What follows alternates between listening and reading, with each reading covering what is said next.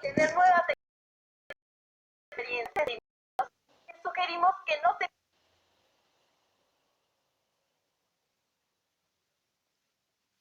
se pierdan el siguiente programa de Aprende en Casa. ¡Hasta pronto!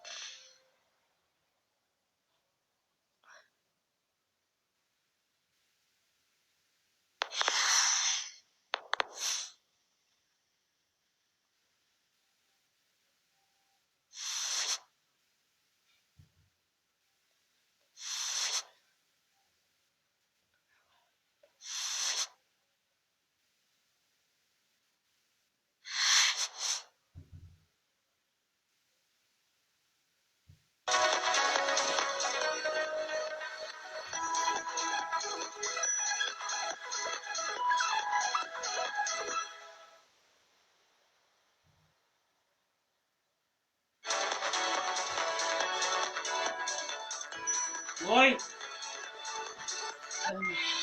Lo más importante de cada tema y asignatura de secundaria lo tenemos para ti en los programas de Aprende en Casa, por lo que de manera rápida y sencilla puedes reforzar lo que estás viendo en la escuela. Conoce más en la página que aparece en la pantalla. Sabemos que tú, alumno y alumna de secundaria, dejaste atrás la niñez. Sin embargo, consideramos muy importante decirte que como ser humano eres extraordinariamente valioso para tu familia y para México, por lo que te deseamos muchas felicidades en este y cualquier otro día.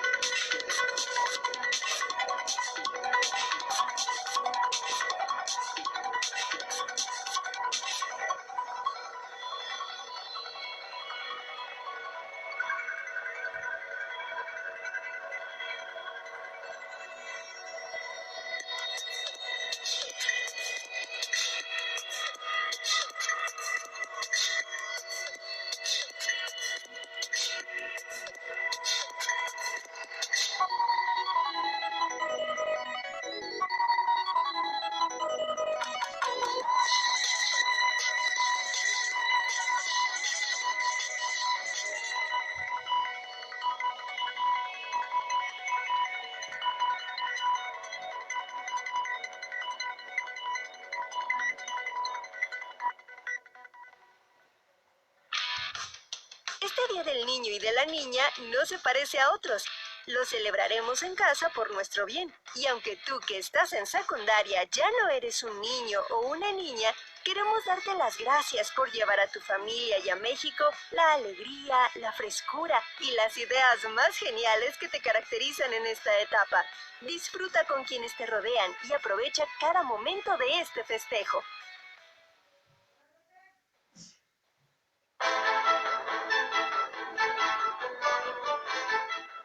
María Rosaura Zapata Cano, excepcional maestra, pedagoga y pionera de la educación preescolar en México, nació en La Paz, Baja California, el 23 de noviembre de 1876. En su juventud, Rosaura Zapata viajó a la Ciudad de México para estudiar en la Escuela Normal para Profesoras de Instrucción Primaria. Obtuvo el título de profesora de educación primaria en 1899 y tiempo después realizó estudios de psicología y pedagogía en la Escuela Normal y de Altos Estudios. La educación en México era parte de los asombros del progreso. Convencida Rosaura Zapata de la importancia de la enseñanza preescolar, solicitó al subsecretario de Instrucción Pública, Justo Sierra, apoyo para un moderno proyecto de arte pedagógico. La respuesta fue inmejorable. Pudo ir a Europa para investigar los novedosos sistemas de enseñanza preescolar de Federico Froebel, creador del concepto Jardín de Infancia, y Enrique Pestalozzi, considerado el padre de la pedagogía moderna. Aquel viaje fue el origen de sus hallazgos. Regresó en 1904 y fundó las Escuelas de Párvulos, o sea, los primeros jardines de niños en México. Estableció que el juego, el baile, los cuentos y fábulas eran actividades que respondían a los intereses del pequeño educando. Creó una auténtica revolución. En 1910, otra revolución transformó a México. Rosaura Zapata, en esos años, impartió clases en la escuela normal y durante el gobierno de Venustiano Carranza inauguró el primer jardín de niños en Veracruz. La educación en la primera infancia era una realidad. En 1928, nombrada inspectora general de jardines de niños de la Secretaría de Educación Pública, estableció el Sistema Nacional de Educación Preescolar. María Rosaura Zapata Cano es una de las grandes maestras de México. Su obra mereció, entre otros, dos importantes reconocimientos: la medalla Ignacio Manuel Altamirano por 50 años de labor educativa y la Belisario Domínguez, que es la máxima condecoración que el Senado de México otorga a los ciudadanos más eminentes. Rosaura Zapata Cano, pionera de la educación preescolar, murió en la Ciudad de México el 23 de julio de 1963.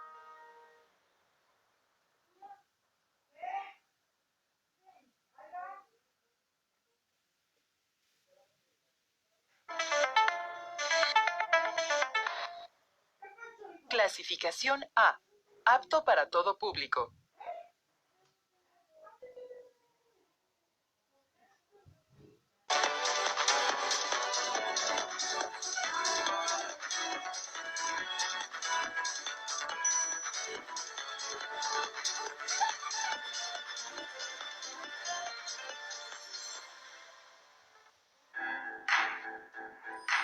Secundaria tercer grado. Historia. La participación ciudadana. Reflexionar sobre la importancia de la transición y apertura democrática en México para favorecer la participación ciudadana. ¿Cómo están? Sean bienvenidos y bienvenidas a la programación de Aprende en Casa, donde podrán acercarse a los contenidos de las asignaturas y áreas de su grado. Todas las sesiones aquí transmitidas les serán de gran ayuda para mantenerse activos en esta última parte del ciclo escolar, de manera que cuando regresen a sus escuelas habrán avanzado en su formación académica. Esta sesión dedicada a la participación ciudadana corresponde a la asignatura de Historia de tercer grado. Nuestro país está regido bajo un sistema democrático que nos permite elegir a nuestros gobernantes e involucrarnos en algunos asuntos de gobierno, pero para poder llegar a este punto hemos tenido que recorrer un largo camino. Durante mucho tiempo, la inconformidad de la población ante diversas situaciones sociales se ha expresado en movimientos o protestas, ya que las personas buscan que sus demandas sean escuchadas y atendidas por los gobiernos en turno. A continuación, veremos una cápsula al respecto, no sin antes invitarlos a reflexionar sobre la importancia de la transición y apertura democrática para favorecer la participación ciudadana. No olviden tener a la mano cuaderno y pluma para hacer sus anotaciones. Actualmente, los movimientos sociales en México y sus demandas son muy diversos. Algunos grupos piden una mayor libertad sexual. Otros buscan mejores condiciones de trabajo, mejores salarios o incluso la destitución de líderes sindicales. Grupos juveniles e intelectuales buscan desde hace varios años la legalización del consumo de ciertas drogas. Y también han ocurrido manifestaciones en contra de la violencia, donde diversos sectores de la sociedad han exigido a las autoridades acciones concretas para erradicar el crimen y el clima de violencia. Esto solo muestra cómo la sociedad mexicana tan diversa continúa buscando lo que para cada quien significa una mejor forma de vida.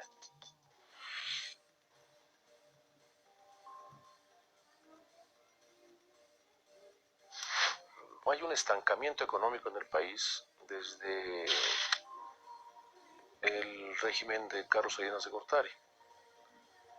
Un estancamiento que nos ha llevado a un desastre prácticamente durante el sexenio de Vicente Fox y el actual, de Felipe Calderón, sin que esto no quiera decir que los gobiernos de Salinas y los gobiernos de Zedillo no tuvieran también ese retroceso. México está teniendo un decrecimiento económico. Estamos no solamente menos de la mitad del crecimiento económico que teníamos antes de Miguel de la Madrid. Durante todos los sexenios del siglo XX, México tuvo un crecimiento de más de 5%, a veces de más de 7%.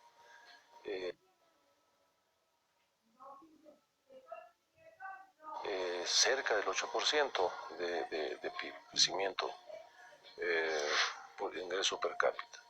Pero desde Salinas de Gortari a la fecha, el crecimiento del país ha sido de menos 3%, de 2.7, 2.8, 2.3 a 1.7 y ahora a menos 0.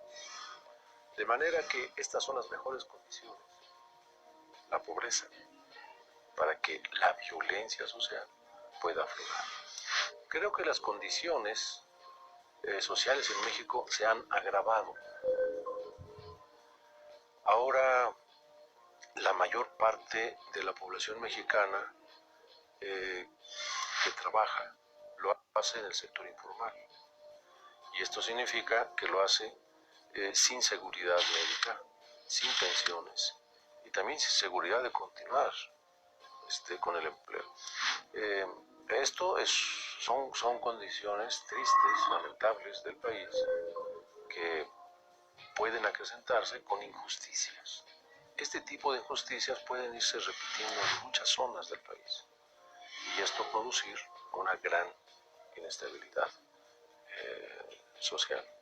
Si México no viviera estas condiciones de pobrezas extremas, no habría tanta fuerza, no tendría tanta fuerza el crimen organizado, particularmente como el narcotráfico, que proporciona a muchas zonas rurales del país condiciones de vida que el gobierno federal no ofrece. Los movimientos de las últimas décadas del siglo XX surgieron por el descontento social ante la falta de libertad de expresión, la falta de espacios para manifestar ideas o aspiraciones y las crisis económicas que cada vez sumían en la pobreza a más población.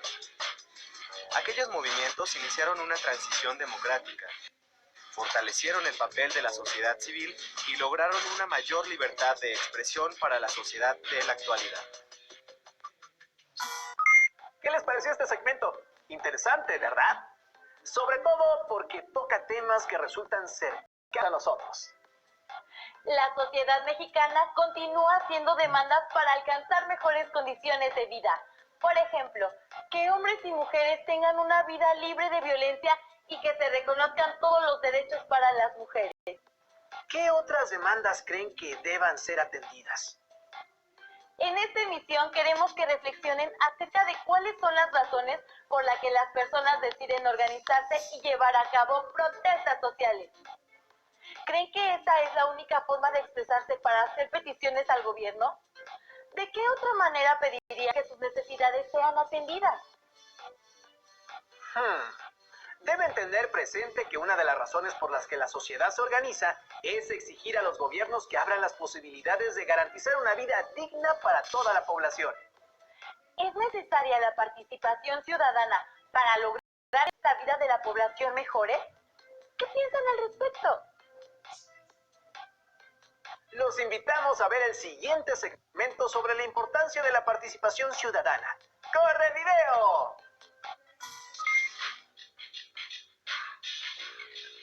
Al iniciar la década de 1970, el sistema político mexicano se caracterizaba por su autoritarismo y su negativa a reconocer a la oposición y permitirle intervenir en el escenario político. El partido oficial era la única vía reconocida para acceder a algún cargo de elección popular. Los medios de comunicación estaban sujetos a un escrutinio constante y había muchas restricciones a la libertad de opinión en cuestiones políticas. La represión de los movimientos obreros y políticos, así como del movimiento estudiantil de 1918, llevó al desencanto de buena parte de la población mexicana. A principios de la década de 1970, la sociedad mexicana se había transformado completamente. De ser una sociedad predominantemente rural, con una base de la economía agraria, pasó a convertirse en urbana con algunas ciudades industrializadas. El sistema político creado a partir de 1929 ya no respondía a sus demandas y la necesidad de una reforma política se hizo evidente. Para decirlo de otra manera, entre una sociedad plural y un sistema político monopartidista había una enorme fractura.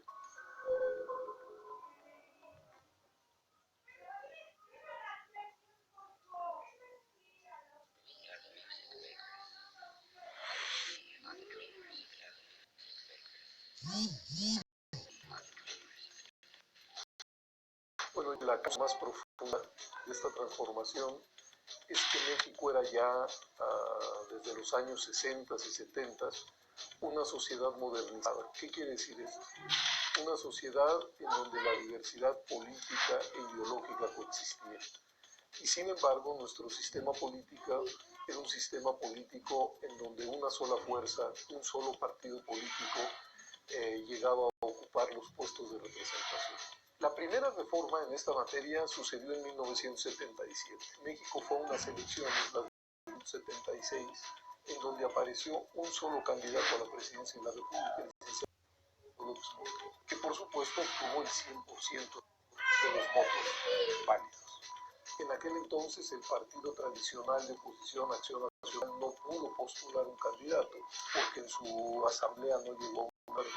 Y entonces el secretario de Gobernación de esos años, Rey Ceroles, diseñó la reforma del 77, permitió la entrada de nuevos partidos al mundo electoral. En aquel año el Partido Comunista Mexicano, el Socialista de los Trabajadores y el Demócrata Mexicano, pero en sucesivos años entraron otros partidos. Y modificó la fórmula de integración de la Cámara de Diputados, agregando 100 diputados plurinominales. ¿De qué se trataba? De inyectarle pluralidad a la Cámara de Diputados. Esa fue la primera reforma. México vivió a lo largo de los últimos años 60, de los años 70, una enorme conflictividad. Conflictos en los centros de educación superior, conflictos en el campo, en el mundo laboral.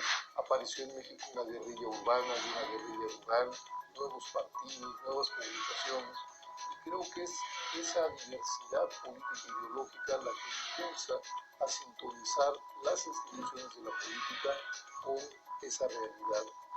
Y eso sucede entre 1977 y 1997. Se llevan a cabo una serie de reformas sucesivas que primero permiten la entrada de nuevos partidos políticos, que crean nuevas instituciones electorales para inyectarle condiciones de imparcialidad a la contienda y finalmente reformas que tienen que ver con crear condiciones equitativas en la contienda electoral.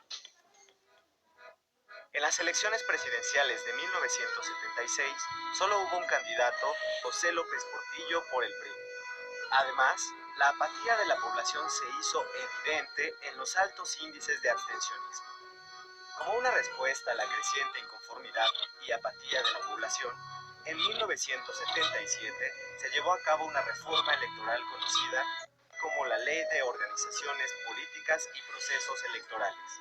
En ella se reconoció a los partidos políticos como el vehículo para acceder a cargos de elección popular y se establecieron los requisitos que debían cumplir para ser registrados y participar en la vida política. También facilitó el acceso a la Cámara de Diputados de los partidos políticos minoritarios a través del establecimiento de 100 diputados plurinominales. Estos no eran elegidos por los ciudadanos, sino asignados a cada partido en virtud del porcentaje total de votos obtenido en las elecciones nacionales.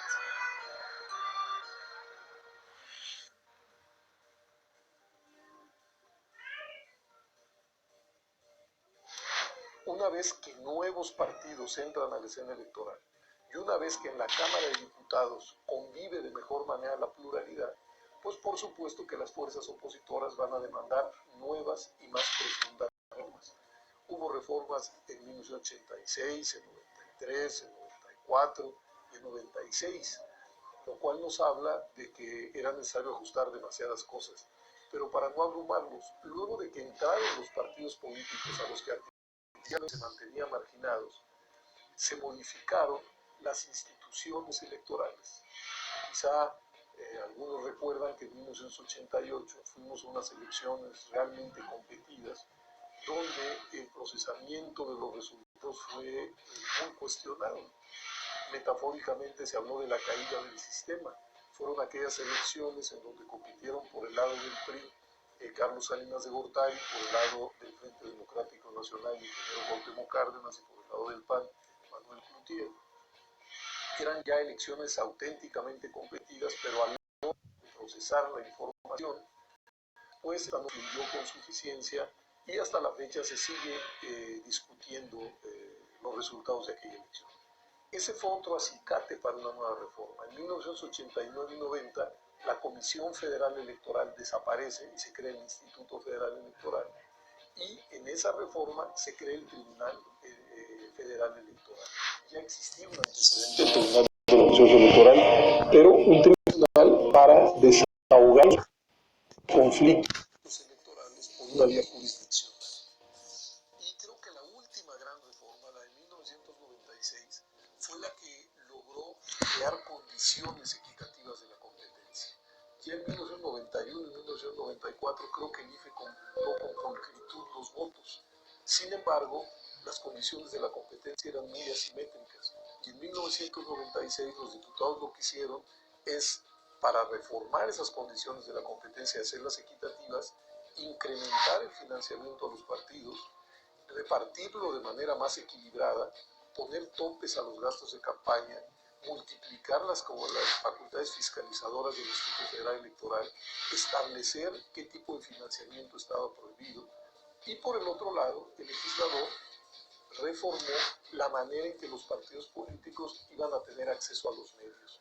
Y por la vía de equilibrar las condiciones en los grandes medios masivos de comunicación y de incrementar el financiamiento de los partidos, creo que se construyeron esas condiciones equilibradas.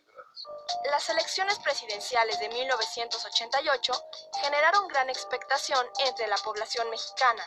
La participación de la ciudadanía aumentó considerablemente a favor del candidato de la oposición, Cuauhtémoc Cárdenas. A pesar de ello, se declaró el triunfo del candidato del partido oficial, Carlos Salinas de Gortari. Las sospechas del fraude electoral crecieron y miles de personas se manifestaron en contra de lo que consideraron una nueva imposición. Esto hizo necesaria la creación de una institución autónoma que organizara y vigilara las elecciones. En 1990 se creó el Instituto Federal Electoral, que se encargaría de la organización de los procesos electorales, el cómputo de los votos, el registro de candidatos y la creación de un padrón electoral. Como pudimos observar, una de las principales razones por la que la población se organizó para protestar fue porque hasta hace algunos años no existía en nuestro país apertura democrática. Todo el poder político se encontraba en manos de un solo partido que se encargaba de dominar casi todas las esferas de gobierno. Las puertas para que las demandas de la población fueran escuchadas se encontraban cerradas. La participación ciudadana tenía que buscar la manera de hacerse notar y comenzó a hacerlo a través de protestas y movimientos sociales. Gracias a que la democracia en nuestro país tomó fuerza, se dio la posibilidad de que las diferentes voces y sus demandas fueran escuchadas. ¿Comprenden por qué era importante que el sistema político mexicano se reformara? ¿Cómo participa actualmente la ciudadanía? ¿Los mexicanos nos organizamos para participar? ¿Qué medios utilizamos? ¿Son los adecuados? ¿Qué otros propondrían? Reflexionemos juntos para valorar si es suficiente con ejercer el voto en las elecciones, o bien necesitamos estar atentos a cada paso que den nuestras autoridades. Pensemos cómo se vive la democracia en nuestro país. Veamos el siguiente video al respecto.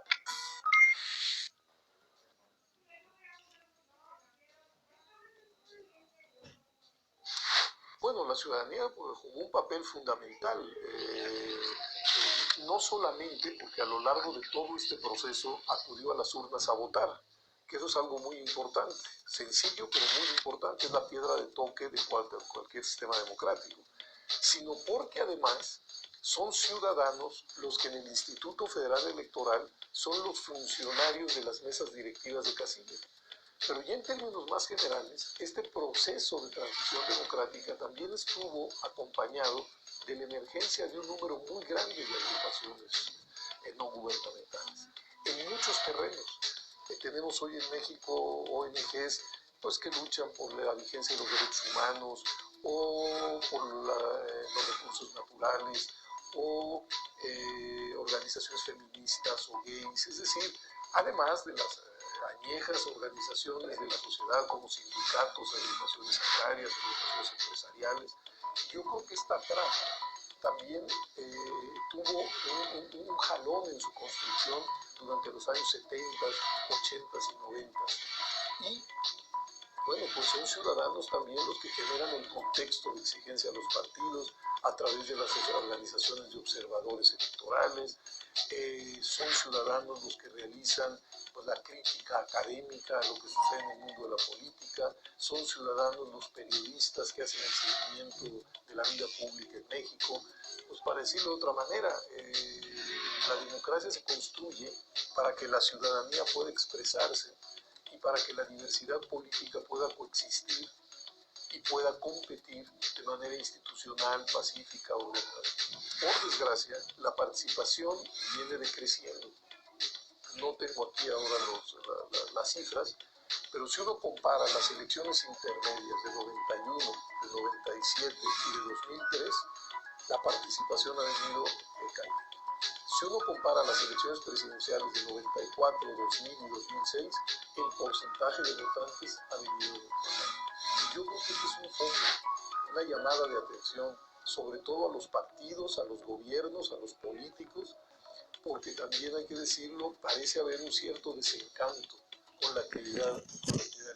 La democracia no aparece, no cae del cielo, sino que es una construcción, y una construcción que ha costado muchos trabajos, muchos conflictos, incluso ha costado muertos, juicios, pero que finalmente estamos logrando, nunca hay que echar las campanas al vuelo, pero estamos logrando que esa diversidad que se encuentra en las escuelas, que se encuentra en los centros de trabajo, que se encuentra incluso en las mesas de las familias, que esa diversidad pueda convivir pues, de manera natural y armónica.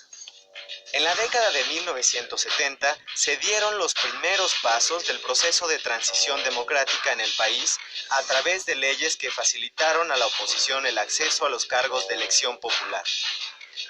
La creación del IFE en 1990 y la creciente participación ciudadana fueron otros elementos que impulsaron la democratización de la vida política mexicana. Sin embargo, al iniciar el siglo XXI, aún existen varios retos que se deben afrontar. Como pudimos observar, la transición democrática en nuestro país resulta una pieza clave para que la población pueda involucrarse en asuntos que son de su interés, pues busca beneficiar a diversos sectores de la población. Sin embargo, aún no es suficiente, todavía quedan muchas tareas pendientes. Así es, aún falta un largo camino por recorrer, pero sin duda la apertura democrática ha permitido que la ciudadanía participe en los procesos electorales, vigile su transparencia y denuncie cuando se presentan actos de corrupción. Y también ha posibilitado que las demandas sociales sean canalizadas a diversas instituciones para ser atendidas. ¿Qué instituciones han sido fundamentales para la democracia en México? ¿Cuándo inició la transición democrática en nuestro país? ¿Consideran que las demandas de la población han sido resueltas a partir de la apertura democrática? ¿Es importante participar como ciudadanos? ¿Cómo podemos organizarnos para resolver los problemas que nos aquejan?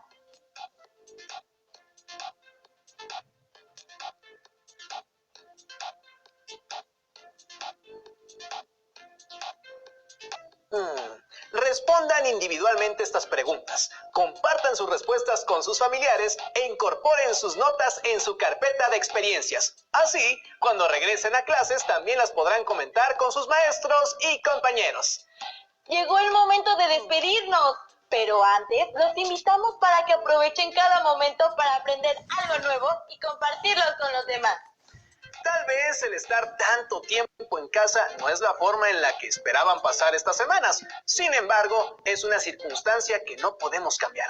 Por eso les pedimos que no se desesperen. La paciencia y tolerancia son claves. Los esperamos en la siguiente sesión de Aprende en Casa. ¡Hasta la próxima!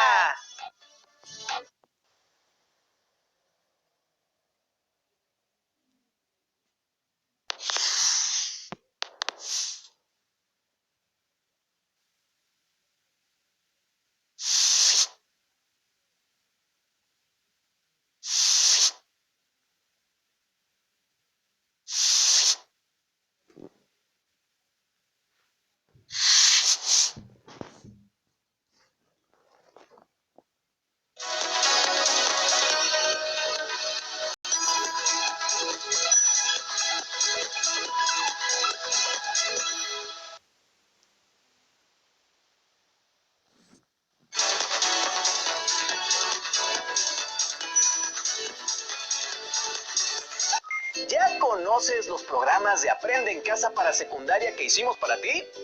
No te los pierdas en nuestra programación y recuerda, si quieres aprender más sobre la asignatura de historia, no dudes en consultar la página de televisión educativa que aparece en pantalla.